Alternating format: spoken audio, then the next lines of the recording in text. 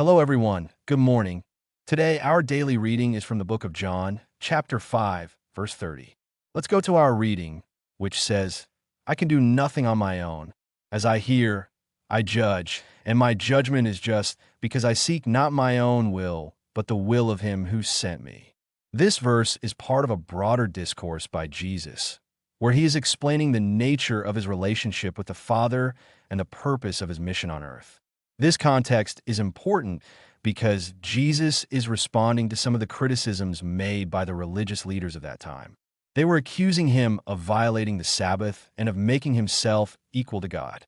As we read earlier in the same chapter, in verse 18, it says, "This was why the Jews were seeking all the more to kill him, because not only was he breaking the Sabbath, but he was even calling God his own Father, making himself equal with God." That was the criticism from the religious leaders of that time. However, we can also see that this verse highlights Jesus' dependence on the Father and his submission to God's will.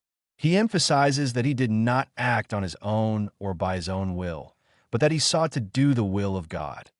This teaches us about the importance of seeking God's will in our own lives and living according to the biblical principles he has given you. So, we can take time today to reflect.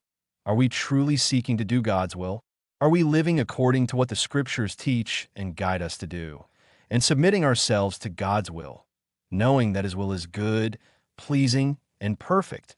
There are other verses that show Jesus speaking on different occasions about his mission, his submission, and his obedience to God. For example, in John 6, verse 38, Jesus says, "For I have come down from heaven, not to do my own will, but the will of him who sent me." And also at Golgotha, in Luke 22, verse 42, Jesus says, "Father, if you are willing, take this cup from me, yet not my will, but yours be done." So we see that even in the most difficult moment, Jesus sought to do the will of God. May we do the same. God bless you.